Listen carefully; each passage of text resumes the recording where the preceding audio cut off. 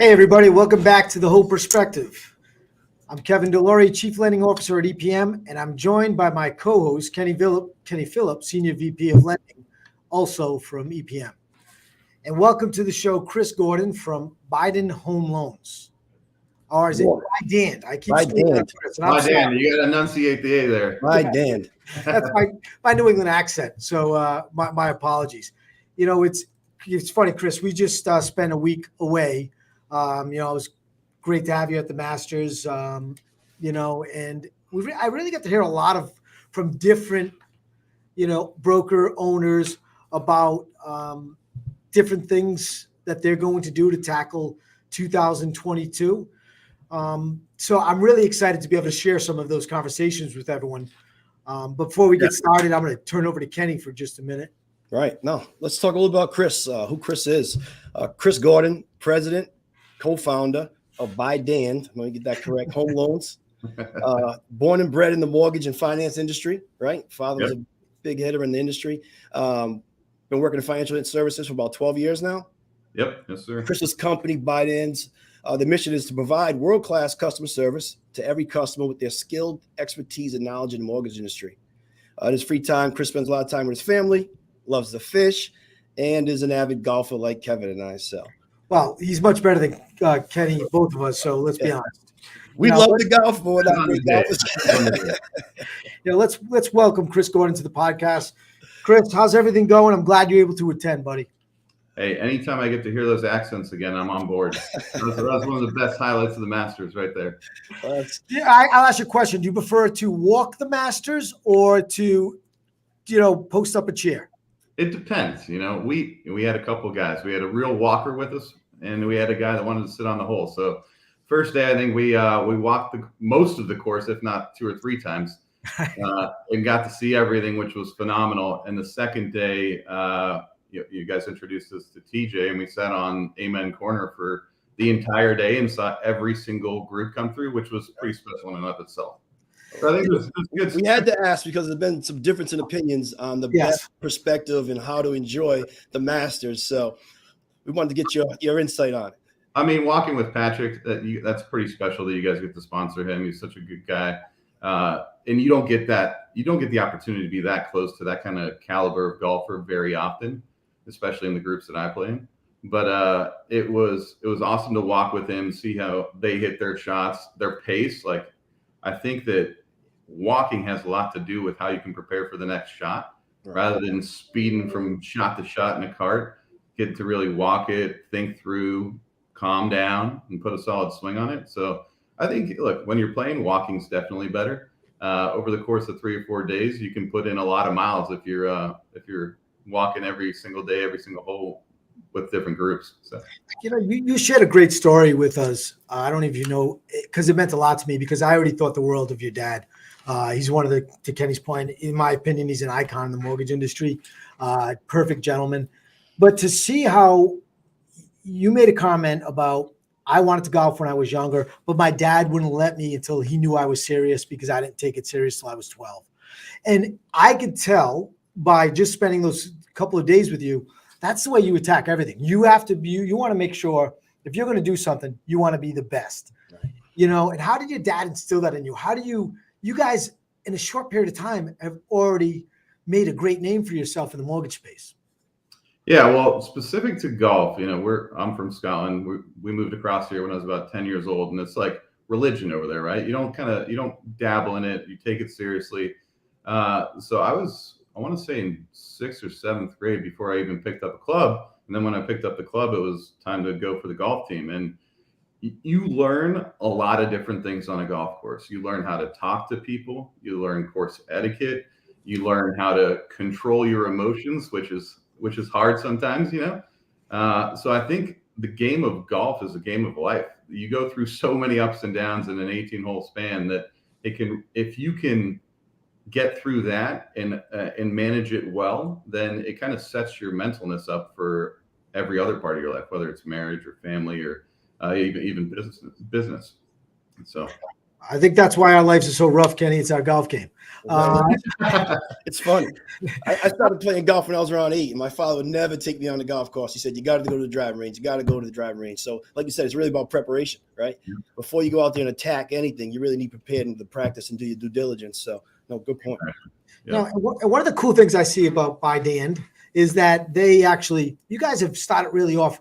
I remember from Brand X, you guys were really into technology, but you understood technology couldn't run it all. I need the people. Yep. So how do you blend that, fintech aspect with really old school, roll up your sleeves, get on the phone, give bad news fast and give options? How do you blend those two? Because you guys have done it like no other. Yeah, look, I think if you rewind maybe 7 or 8 years, it was an arms race. Like, who can get the best technology in the mortgage industry? And my personal opinion is during that time, because everybody was so focused on how they can bring new technology and get the big headline, they forgot how to interact with humans, and they forgot how to develop sales skills.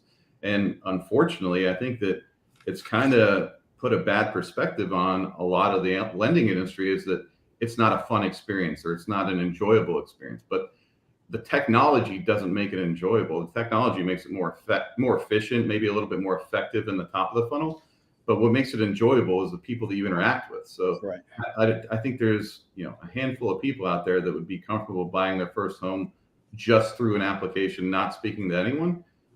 The majority want the ease and the flexibility of technology, but they also want the comfort and knowledge that comes from an industry expert that's leading them through it. And I think that's where, at least for us at Bydand, the technology we built early on, because it's like table stakes, right? You got to have it. If you want to be effective and you want to be a player in the industry, there's certain things you've got to have, and that's one of it. The next is your people. The people is by far the most important part of our business. And we made a decision early on, which is, look, I'm not going to say it's perfect. I'm not going to say it's for everyone. It definitely takes a lot more effort to start recruiting from outside the industry. So we looked at what industries have great customer service. Is it 5-star hotels? Is it restaurants? Is it bar managers? Is it other sales occupations? Like I'm thinking of a couple of guys right now, and one came from the restaurant industry. One came from wholesale electric. Another came from aviation. And it's like, they know how to interact with people. They know how to have great customer service and provide a great client experience. All we have to do is teach them mortgage. Now that rolls off the tongue easy. It's just to teach them mortgage, right. But the learning curve is much longer. But I think what happens during that process is you don't have to teach them how to be a nice person, how to be a great person, or how to interact with people. You get to focus on building their knowledge base in mortgage, which throughout that process, you as a company are gaining your credibility, right? They came to you because they wanted to transform their life. They didn't know anything about mortgage, but they trusted you enough to take a jump. And now it's on the company to provide them with the right tools and resources and training so that they feel confident they can take their personal skills out to the field or on the phone and make something of it. Right. And it's funny you say that. We kind of adopted the same mentality. We've hired 2 people, actually, both bartenders, who've come on board and perform extremely well. The learning curve was a little bit tough. Kevin met both of these guys at 2. Well, actually, one guy close to us here and one. Why do I always going to be meeting people? I was going to say at the restaurant. I don't want to take credit for that part of it. No, but to your point, one of the things that it has built, once we taught them the business, is loyalty, right? Yep. Loyalty is, and they'll be with us for the rest, of their career more than likely, and it's their personality. They don't have the full reluctance, right? They used to be in front of people every day. So it's a great point. And, one of the things we do around here is the basics. And you talk about not just having the technology. As much technology you have to have the personality to pick up the telephone. And Kevin has a little friend called Phony Baloney that we'd have a friendly reminder that regardless of how technologically savvy we get, you have to pick up Phony Baloney and make some real calls and some contacts. It's Phony Baloney. There he is. Love it. That's great. And look, loyalty, I think, is something that's going to be more and more important in a market like today's. Right. Loyalty is what gets people to stick with you through the ups, through the downs, and everything in between. So investing in your team early on and teaching them and showing them that you care, that you want to help them change their life and their family's life is a a great way to create that good culture. Well, as a younger CEO, like, it's great to see younger people come in. That has been something for us. It's been kind of our mission, is to bring more young 20-somethings in. Yeah, we brought in 2 from the golf club. We said, hey, why don't you guys join? Belong to the country club. And we said, why don't you guys come on and join with us? Because you guys know how to deal with the doctor. You know how to deal with the attorney, you know how to deal with the guy that owns a construction company. You know how to communicate. And that's number one. And I think having the partnership, I just saw Phil just made a comment. I think what's great is building that core. And I see you have it with Mike. I have it with Kenny and Phil.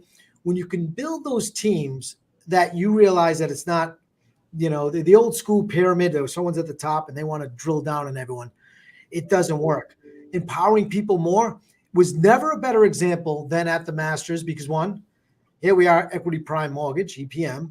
Doesn't say it anywhere in Patrick's bag. People think, I don't even know who that is. I don't relate it to a mortgage. But the conversations that you had with Griffith Funding, with Loan Pronto, how you guys actually sat there. I sat in the back and just listened. I was like, wow, this is good old school stuff. These guys are all competitors, but they all know there's something they can learn from one another and share with one another to get better. And that is what was so special. So when people say to me, is empowering people more really a slogan to you? Is it really just a catchphrase? And we talked about this, right? You can't put culture on the wall and say we have culture. So how do you guys, because I can tell just by being around you and Mike, there's culture there. What is it that you guys do to build culture in your organization? You got to be you. You can't fake it. You can fake it through headlines and posts on social media, but ultimately it's got to be you. You've got to be your authentic you. I think that after a certain amount of time, whether a person comes on board and they decide it's not right for them, or where's the culture, like, you've got to be able to accept that. And when I say be you, be authentic, in that same note, you've got to know that your company isn't right for everybody. You've got your own type of culture that fits for some people. I'm not trying to be all things to all people. I'm trying to make sure that people can come on board, they can be themselves, they can be authentic. And as long as they're hungry and coachable, the next most important thing is that they're a good fit for the team. You've got to accept that not everybody's a good fit. And that could be someone that's, doing 100 million a year, or maybe somebody who's only doing 500 grand or $1 million a month is a great fit, but they're hungry and coachable. You pick that guy all day long, because you pick the top producer who's doing things their own way, who doesn't have a good fit for the team. All you're doing is causing yourself more and more headache. And not only is it going to cause yourself more headache, it's going to create adversities within your own team. Right. So I think coachable, hungry, and then making sure it's the right fit is more important than volume or anything like that. Product knowledge, like, I can teach you product knowledge, we can teach you sales skills, but if you're not trainable, you're not coachable, you're not hungry, and you don't want to hustle, and you're not a good fit, we're wasting everybody's time. And as much as I don't want to waste my time, I don't want to waste your guys' time or my team's time or the potential candidates' time. Right. Hey, Phil said it great right there. We always say it in this office. If you have it, I don't have to. And you ask me what it is, you don't have it.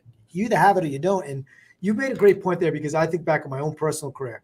The guy that was the number one producer 20 years ago at New Century, let's say, and I was just I was worried about, how do I get to the next level? How do I make more? It wasn't until the crash and I was forced into a leadership role, because everyone looked at me and said, hey, what do we do next?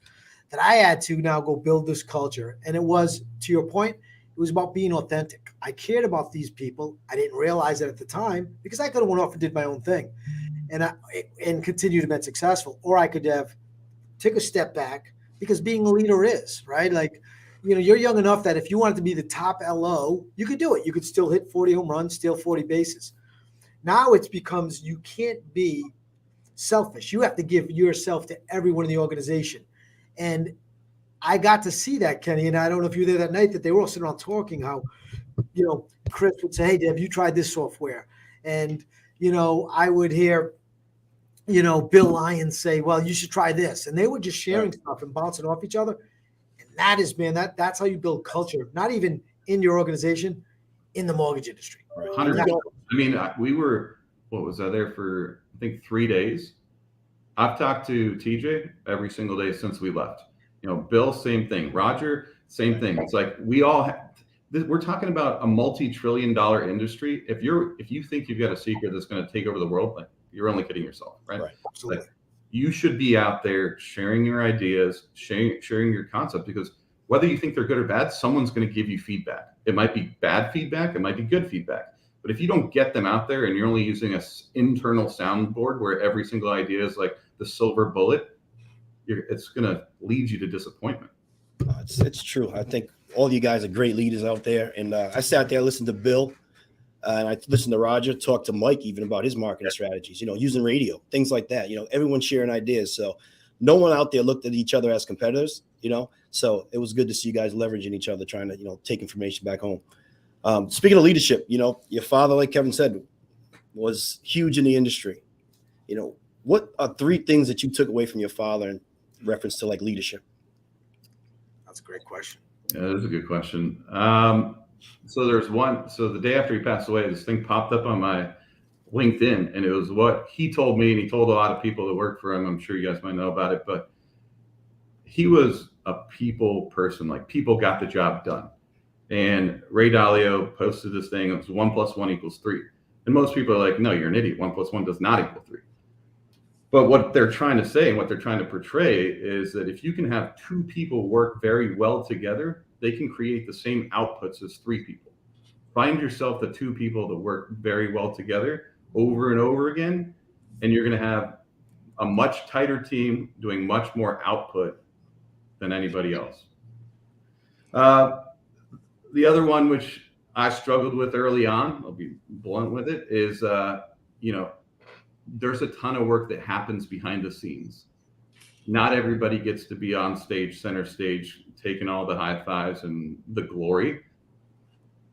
But the person on the front of the stage wouldn't be there without everybody working behind the scenes.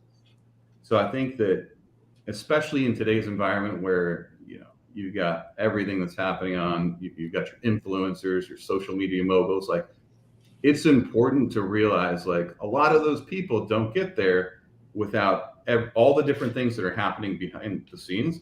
So don't get caught up in your own head. Like, you don't have to be the one out there. I mean, a great example is on our side, and it's happened many times in my career, is I'm never on Instagram. Most of the stuff I put on Instagram, there's some company stuff and then some family stuff, some kid stuff. But like Mike, my younger brother, he's good at it. He's got a great following.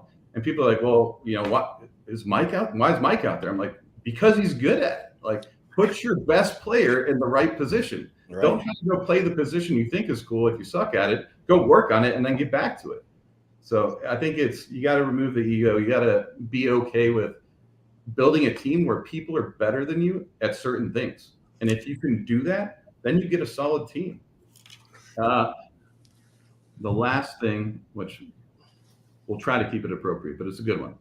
And it went a little something like this. He says, normally when you're standing in a room and there's a guy pointing out all the assholes, there's three fingers pointing right back at him.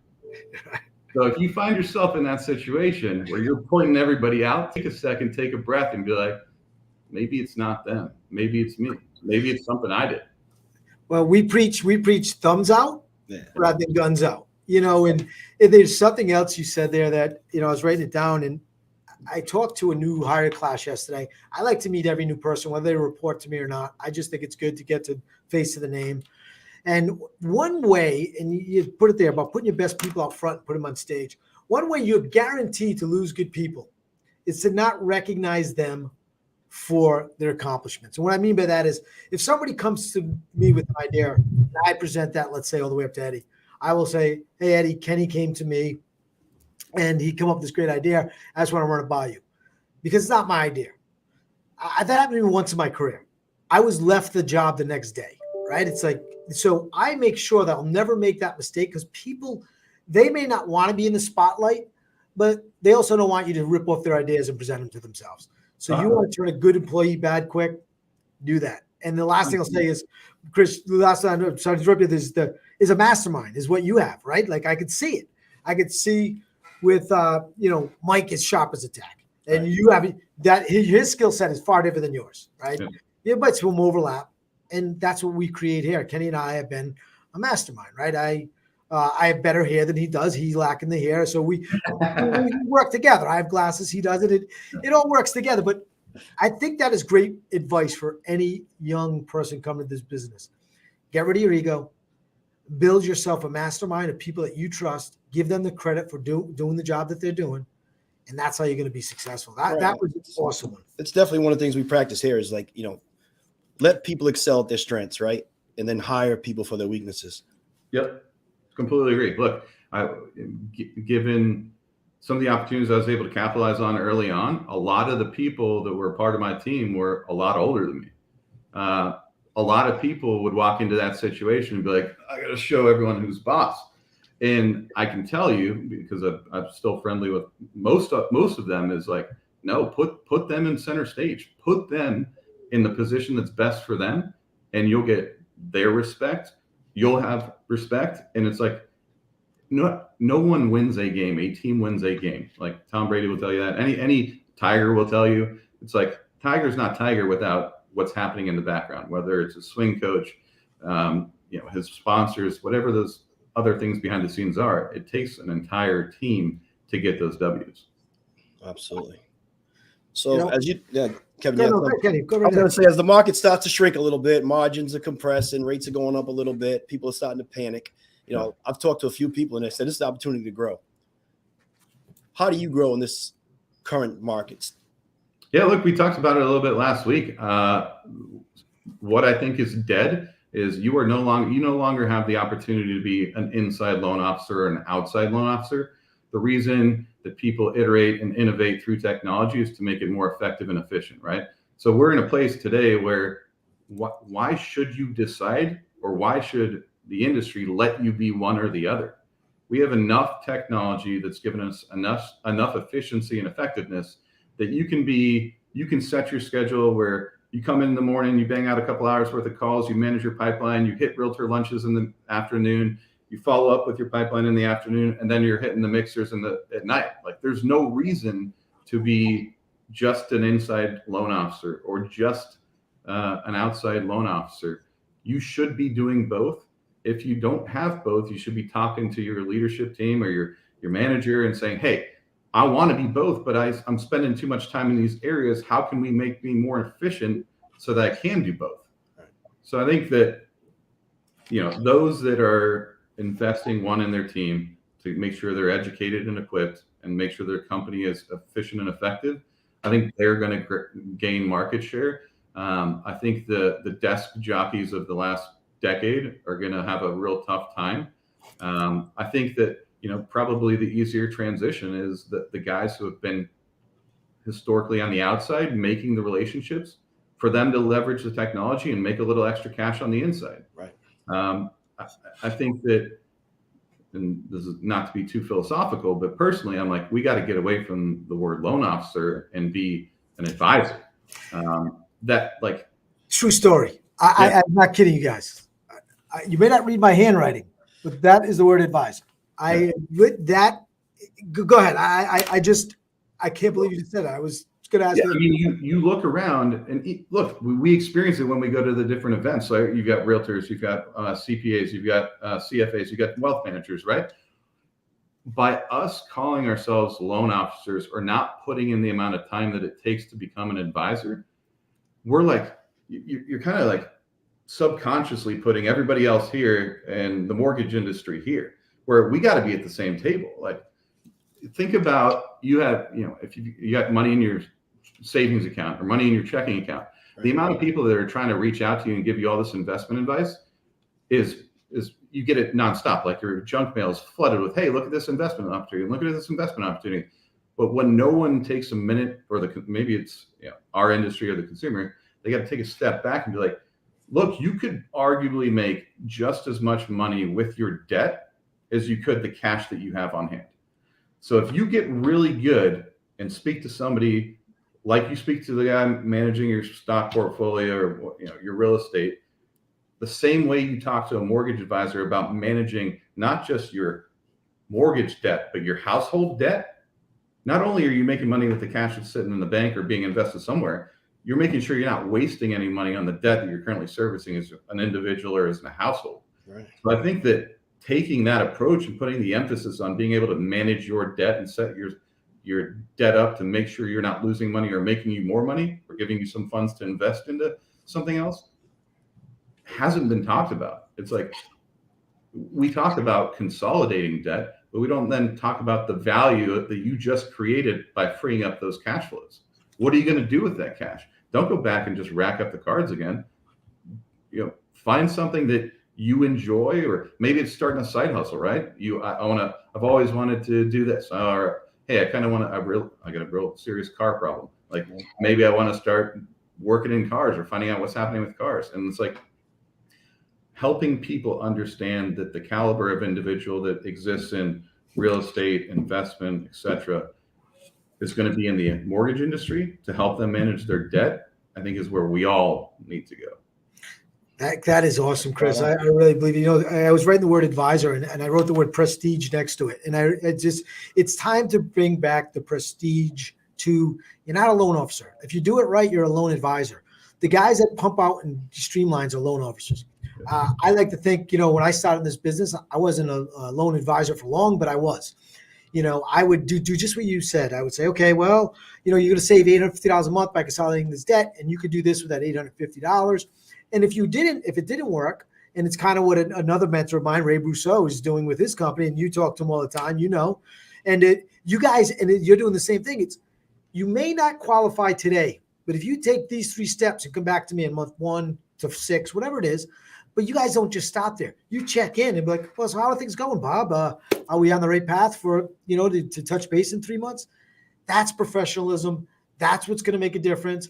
It's really going to elevate these guys. If you want to take these loan officers and make them loan advisors, you need to elevate them to be what you just said about, have the title have more prestige, be more professional, and be an expert. Don't just be, well, I could drop your rate to 3.25. Oh, not interested. Okay, bye, next guy. Yep. So that was the power, Kenny. I tell you, that conversation, I get my hair, even talking about it now, stands up in the back of my neck, because that's what needs to be done to really it doesn't matter what rates are. If you bring back, that title advisor and bring back the prestige to the loan officers and call them loan advisors, you're going to win. Absolutely. Yeah. Most people don't know the mortgage business, so you're creating value, right? You're educating them and you're creating value, and that's how you're going to continue referral business. You know what I mean? Same thing on the wholesale side. We provide individuals here who are, subject matter experts who brokers can lean on when they don't have the answers. And the same thing on your side, on the LO side. So, great point. Yeah, look, we briefly posted about it when we were marketing the podcast. Like your team goes beyond your company name. You have to have strong partners. And we, Bydand, took the approach is like, when you have partners out there in the industry, like you guys and UWM, pick your favorite lender. Why should I know the economic side? I know I can pick up some economics by going correspondent, non-delegated, whatever it is, being a full banker. But right now, that's not where the opportunity is in my eyes. And maybe I'm leaving some money on the table and I might swallow it later, but I'm okay with that. What needs work is the extreme front end, like nurturing clients, making relationships. Like I know that if I send a loan to you guys, it's going to be done in a couple of weeks. Perfect. Like why, if a couple of weeks, there's no one's complaining about a loan taking a couple of weeks. Why should I invest time or effort into trying to fix that problem that doesn't really exist? Where I got to fix it is increasing the prestige and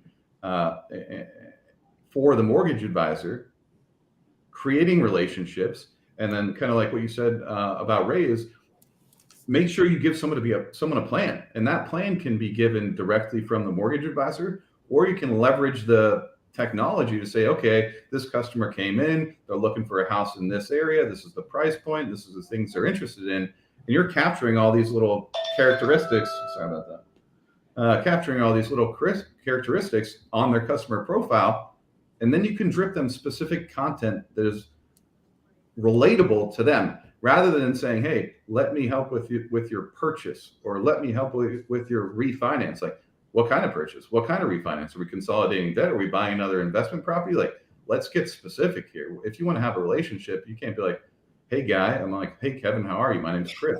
Let's talk about it. Like the idea that we can remain in generalities and survive is gone. Like, you've got to make it personable. You got to make sure that your people are personable. You got to make sure that your communications are personable. Your technology delivers that personal experience. I think that's where everybody's got to go. Well, we could talk about this for hours because this is great. I mean, I could go on and on with this, and we might have to have you back because it was so good. I will make you one promise. I will not use the word loan officer anymore. I wrote it down. I'm only using the word mortgage advisor for every person I talk to in the retail side. But this podcast is all about, how do you define your value? We want to know from you, Chris, how do you define your value in the industry? I know we talked about a lot of it already, but if you could sum it up in one sentence. I watched a couple of things over the last week, and it reiterated a few things I thought about the industry, right? So I came from Scotland. We moved across here when I was 10. My dad didn't go to college. And then I was looking at Eddie and what his father did. He came across here. He started his own business. He built the American dream, right? And I think what has started to summarize for me is, while the barriers to entry might be low to get into for mortgage, you can change generational habits or issues, right?